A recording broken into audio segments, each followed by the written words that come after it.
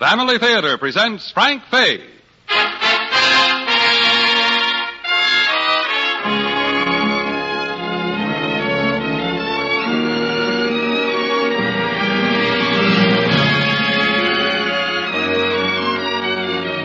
From Hollywood, the Mutual Network, in cooperation with Family Theater Incorporated, brings you the familiar American classic, Rip Van Winkle, starring Frank Fay.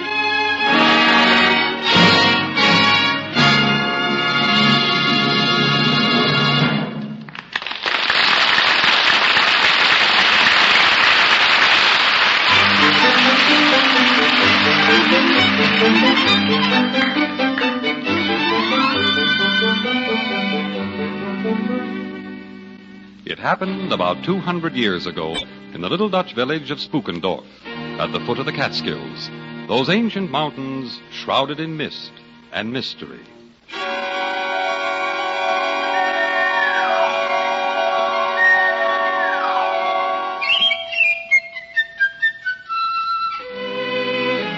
On the ragged edge of Spookendorf lived the Van Winkle family, Rip Van Winkle, Dame Van Winkle, and their two children, Judy and Rip Jr.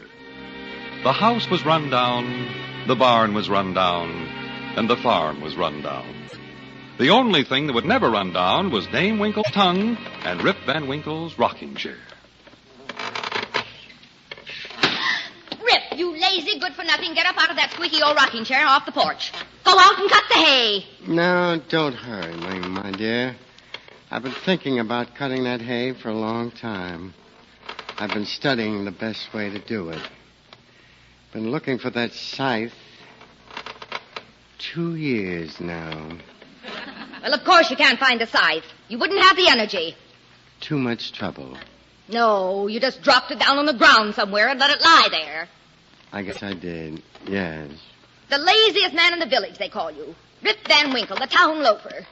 Oh, why did I ever have to marry you? Because, my dear, I am a charming man, a gentle person, reserved, quiet. If you were any quieter, you'd be dead. And if I were, I couldn't hear you scolding me, could I? Some folks fear death. I wonder why. Now go on, get up out of that chair. What makes it squeak so? It's loose in the joints. Well, so are you. Get up now. Go and look for that scythe. And I was so comfortable here. Here comes your lazy son. He walks just like you do. Young Rip is a good boy. He's too lazy to be anything else. Thank heavens his sister Judith is more like I am. Hey, Big Rip. Nick Fetter wants to see you. Don't call your father Big Rip. Well, they call me Little Rip, so he must be Big Rip. What does Nicholas Vedder, the richest man in the village, want with Rip Van Winkle, the laziest man in the village? Well, he wants to give him a job. Did you hear that, Rip? Nick has a job for you. I had a premonition of something like that. This morning, a black cat crossed my path. Well, he wants you to cut some wood. Says bring your axe. But I don't know where my axe is. Let me sit down again and think where I last had it. Let me see now. Well, I know where the axe is, Big Rip. In the corner of the woodshed, behind that old wheelbarrow. Little Rip, I hope a black cat walks in front of you someday.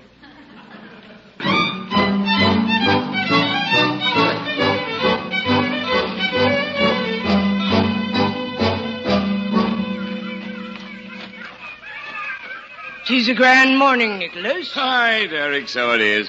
I keep this bench out here in front of my inn just for days like this. I can sit here and watch the children play. And watch your customers, too. Yes. I manage to keep an eye on their comings and goings. Just now, there's but one man staying here. Yes, I've seen him. A cadaverous-looking gentleman dressed all in black. That's the man. His name is Vilmore Voom. Vilmore Voom. Mm-hmm. Strange name, but it fits him. What does he do? Oh, he's a botanist, and he wants me to guide him up into the mountains to hunt for rare plants. Oh, but not I. I'm afraid of what's up there. Oh, come, good Nicholas. Surely you don't believe those silly fireside tales of goblins and spirits in the Catskills? There are caves in the Catskills no man dares venture into. Trees wave their branches with no breath of air to stir them. rocks start rolling down the slope. Yes, the force of gravity being what it is, rocks do move occasionally. Nothing is immovable. Even Rip Van Winkle moves when that wife of his gets after him. Oh, how that woman can talk. She has a 8-day tongue. I sent little Rip home to tell Big Rip I want him to cut down some trees. But do you want to frighten the man? Rip will never cut down any trees. I know he won't. I just gave him that message to get him out of the house. It must have worked, because here he comes now. Oh, Rip! We saved a place on the bench for you. Yes, Rip. You got out, I see. Good morning, friend Nicholas. And Derek, it's good to be among friends again. Oh, sit down, Rip, sit down. No, Nicholas, if I must get up again to cut that wood, I'd better just stay up. After all, a man's joints can bend only so many times. Well, sit down, Rip, sit down. The wood cutting was just an excuse to get you out of the house. No wood to cut? No wood to cut. And to think I carried this axe all the way here. But, Rip, I do have work for you. Something far easier than cutting wood. How would you like to spend a day roaming around up there in the mountains? Up there? Up there. Just climbing around. Let me tell you how you can earn a bit of money. I have a guest here at the inn, a man named Vilmore Voom. I don't care if he's... Could you give me that name again? Vilmore Voom. What a beautiful name to shout down a rain barrel. Vilmore Voom. Vilmore Voom. Voom, voom, voom. What does he do? Oh, he hunts for strange plants, shrubs, and herbs. He wants somebody to guide him through the Catskills. Boom, boom, boom. That is the place to find strange things.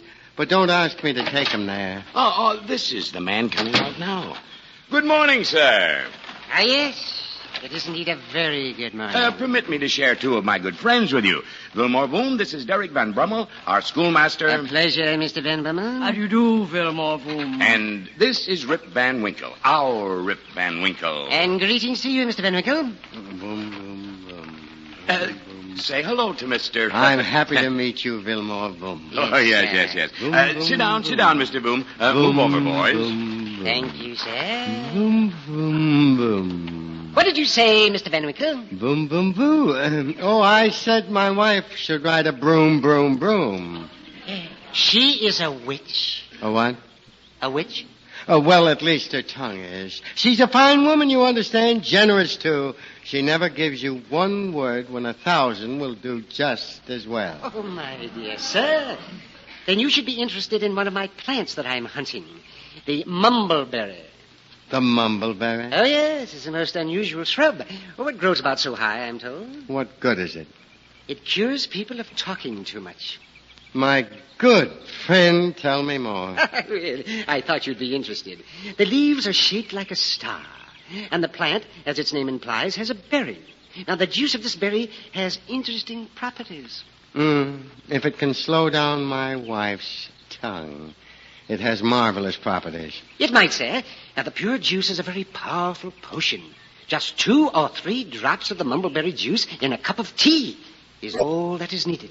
2 or 3 drops in a cup of tea. What happens? The person becomes drowsy and loses his voice almost completely for several days. What happens after several days?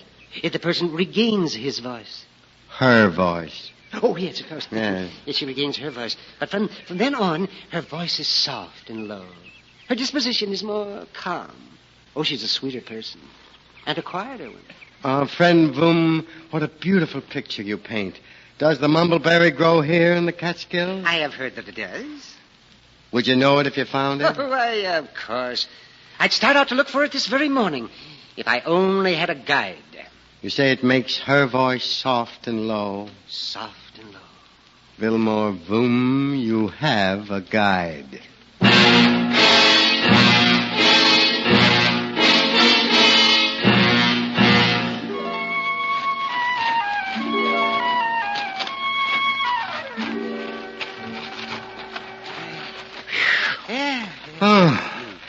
Oh, this is the hardest work I've done in many a moon. Yes, this has been quite a climb. But the scenery is worth it. What a view.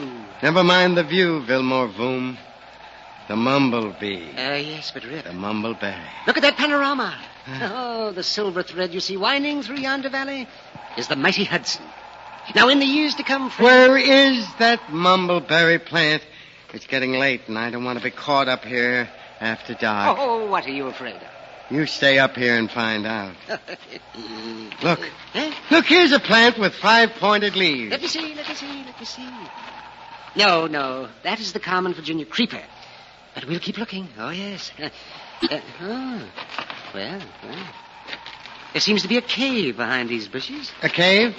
Let's get out of here. Oh, what's the matter? Calamity Cave is somewhere around here, and I think that's it. No, don't go in there. Oh, why not? Because you haven't found the mumbleberry bush yet. After you find the mumbleberry bush, I don't care what happens to you. Oh, look. Look behind you. I'm afraid to look. What is it? The mumbleberry. Oh. It's right there, you see. Oh, what beautiful berries. I will gather some. Some? Gather all of them. Don't forget the tea. Yes, but you remember, Rip, mumbleberry juice is very potent. No more than 3 drops in a cup of tea. For my wife, 4 drops.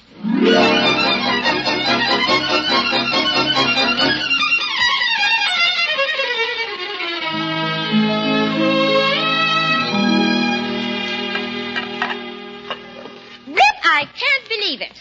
You're making me a cup of tea. Can't a man make a cup of tea for his wife if he wants to? Yes, but this is the first time you've ever wanted to. Why are you being so nice to me all at once? What have you been up to? Nothing. I chopped some wood for Nicholas Vedder, and he gave me a pound of tea. And so, my dear, I thought of you. Oh. All right, I'll get cups and saucers. Just 1 cup, my dear. I don't care for any. 1 drop, 2, 3, 4, 5, 6. There now. All right, here's a cup to pour it in. If we'd work more often, we could have cups with handles on them. Even when you work, you don't work at it. You fiddled around all day and did so little work, all you got for it was a pound of tea. But what tea? Just wait. Well, for all this fuss, it had better be good. It is, my dear. I don't care for tea, so this is all for you. There you are. Well, thanks. Smells pretty good. Ooh, tastes pretty good. Say, this is good. Fine. Drink it right down. Don't you want some? What? No, my dear. You drink it all. It'll be good for me. Well, I must say it's excellent. Very excellent. Rip, that's the finest tea I ever tasted. More. Do you think you ought to... Oh, sure. Keep pouring. I'll drink all of it. Well, all right. You might as well get it good. Oh, it does make me feel so good because it loosens my tongue and makes me feel like talking. It does? Oh, yes. Yes, I could just run on and on like this forever. After all these years of loafing around doing nothing, you finally got up enough energy to make yourself useful for a change. I don't believe for a minute that you were chopping wood all afternoon, though. If you had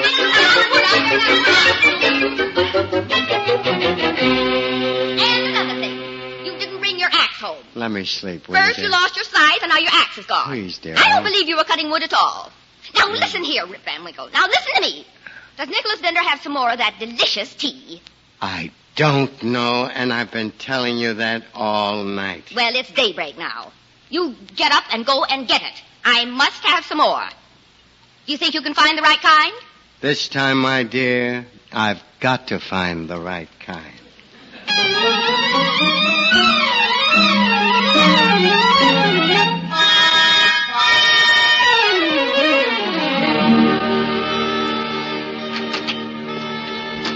Oh, Nicholas. Nicholas Vita. Yes, coming, sir. Oh, it's you, Rip. What do you want at this early hour? 2 things. My axe and Vilmore Voom. Your axe you may have, but Vilmore Voom is not here. He's gone? On the stagecoach, half an hour ago. Oh, what a pity. Now I'll have to climb those mountains alone. Why? Wasn't that the mumbleberry? It was not. She talked all night. Worse than that, she liked the tea so well I've got to bring home more of it. Oh, 8 miles up and 8 miles back. Goodbye, Nicholas. Goodbye. Wish me luck.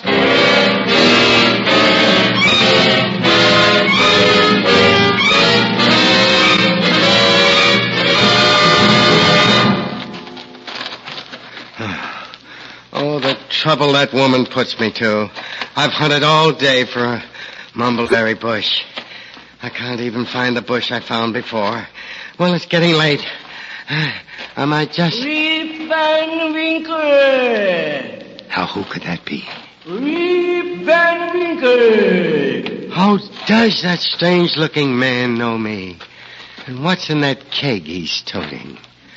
Are you calling me, sir? Well, of course I'm calling you, Rip Van Winkle. Help me carry this keg. Is it heavy? Of course it's heavy. It's filled to the brim with a special brew we drink this day. Something to drink? Oh, I'll be glad to help you. Careful now. It is heavy. Where do we carry it? Straight up this gully, about a mile. Oh.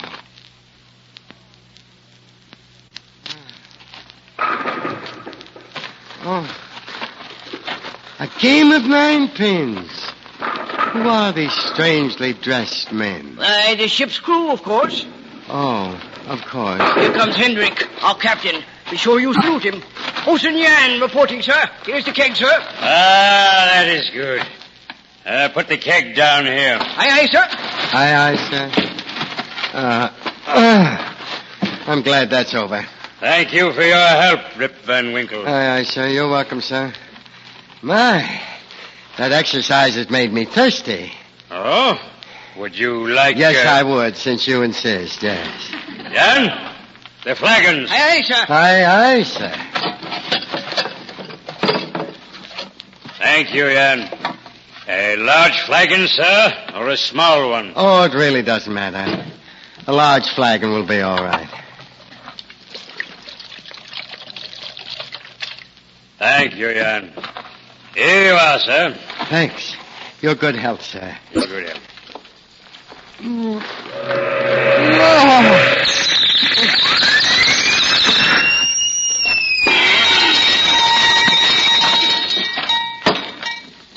That was good. Here. Let me help you up. Would you like another? I don't think I can stand another. But I'd like to try one lying down. As I told you, this is an ambrosia, the like of which no mortal has ever tasted. Here you are again. Thanks. Oh, what is this potion? Mumbleberry juice. Oh, no.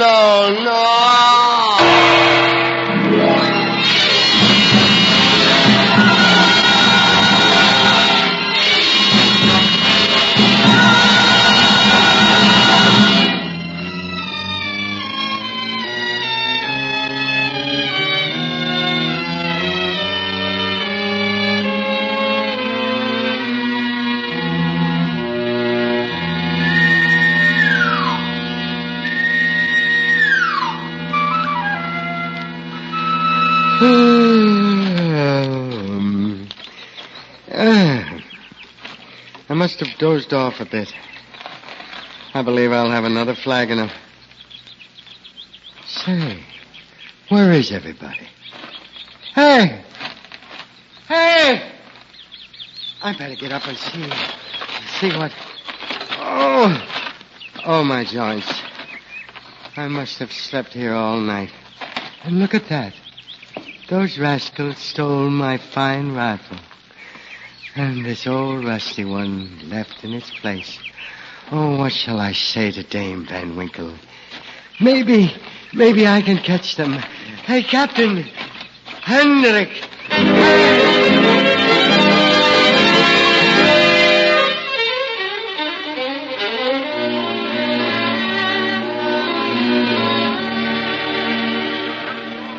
We can have no better president than General Washington. Well, I grant you he's a fine man and a great general, but does that make him a statesman? Mark my words, Jim, you'll see.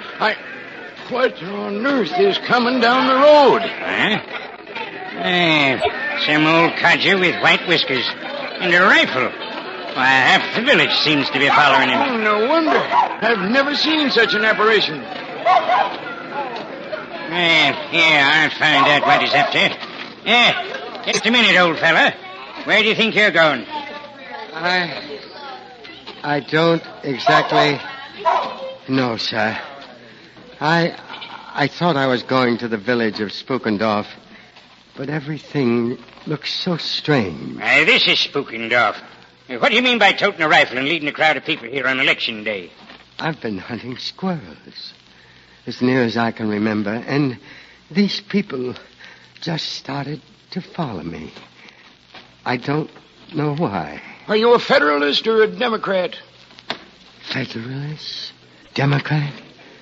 Sir, I'm just a poor, quiet man, a native of this village, and a loyal subject of the king.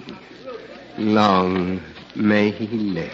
A Tory, a spy, a refugee. Why, arrest the man. Here, throw him into prison. Wait, please. I'm not a spy. I don't know what this is all about. Why does everything seem so different since yesterday? You were here yesterday? Yes, right over there at the village inn. Why, look. The inn is a different color, and the sign has been changed. Yesterday it was a picture of George III. Whose picture is that? George the Washington. I never heard of the man. You never heard of George Washington. This old duffer's a bit touched in the head, methinks. Come along with us, old fella. Wait. Does anybody here know Rip Van Winkle? The laziest man in the village? Oh, yeah. Oh, to be sure. There's Rip Van Winkle over there, leaning against that tree. Where? Oh, my goodness. Now, who are you, old fella? I thought I knew, but I'm not myself. That's me yonder. No, that's somebody else. Or maybe I'm somebody else. I was myself last night, but I fell asleep on the mountain, and they've changed my gun, and everything's changed, and I'm changed, too. Now I don't know who I am. Well, just be calm, old man. Come along with us. We'll What's take all the trouble here? What's the matter with that poor man? That voice. It sounds like... Young woman, what's your name? Judith? And your father's name? Oh, poor man. Rip Van Winkle was his name. 20 years ago, he went away from home with his gun. And he's never been heard of since. 20 years? Where's your mother? She died 2 years ago arguing with a peddler. She talked so fast and furious she broke a blood vessel and died of a stroke. I was afraid that would happen. Don't you know me, daughter? I'm your father. Young Rip Van Winkle once. Old Rip Van Winkle now. Oh, let me look at them. Yes, you are Rip Van Winkle. Oh, Father, why did you run away and desert my mother and my brother Rip over there and me? Where have you been for the last 20 years? Just like your mother. I'm home, all right.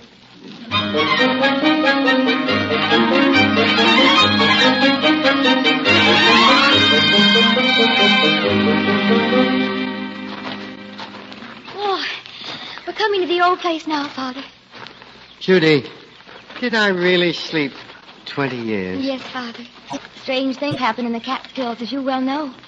The men you saw were the spirits of Henry Hudson and the crew of the ship, the Half Moon. That's right. They called him Captain Henry. Mm-hmm. And every so often their spirits come back to Earth for one day. They play at ninepins and they drink a strange brew. That they do, daughter. That they do. Well, here we are. This is where we used to live. You can see it for the weeds. It looks worse than it did then. And I didn't think it could. Wonder if my old rocking chair is still in the house. Oh, don't try to get in there, Father. Those weeds are too thick. One of these days, I'll cut these weeds. Just never got around to it. Come on, Judy. The weeds won't hurt you. Just follow me and I'll... Ah! Oh! Father, what's the matter? No, I'll have to cut 'em. I just found that scythe.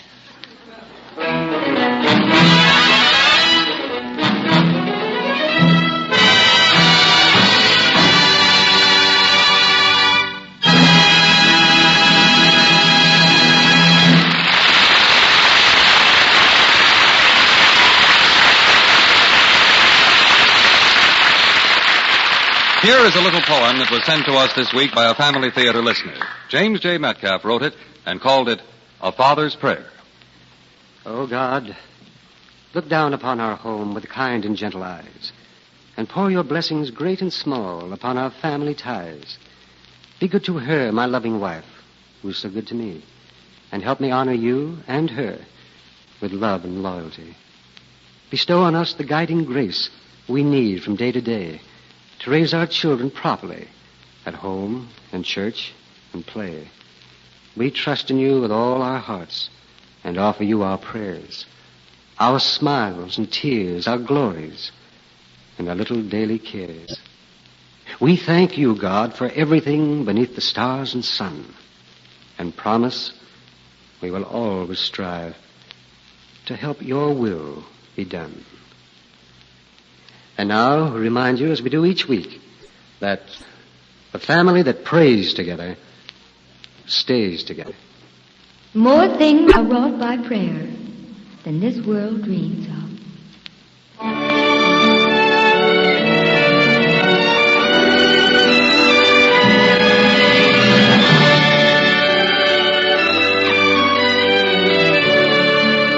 From Hollywood, Family Theater has presented Frank Fay in Rip Van Winkle, with Lorene Tuttle, Jeffrey Silver, Ken Christie, Junius Matthews, and Walter Burke. Howard McNear was heard as the father in our closing poem.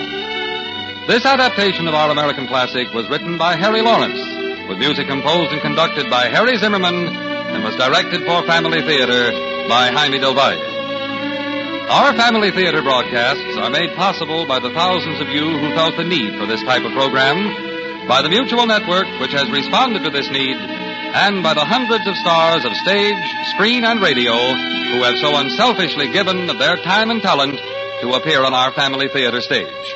To them and to you, our humble thanks. This is Gene Baker inviting you to join us next week when your Family Theater will bring you the comic yet serious story of a man seeking illusion. Saavedra's Don Quixote de la Mancha. Join us, won't you?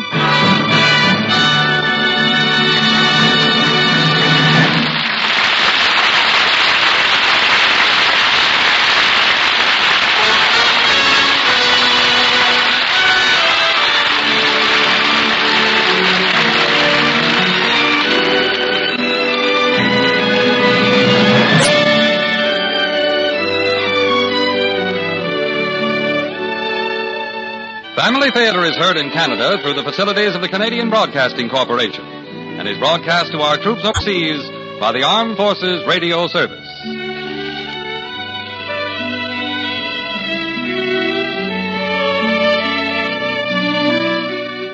This is the world's largest network, the Mutual Broadcasting System.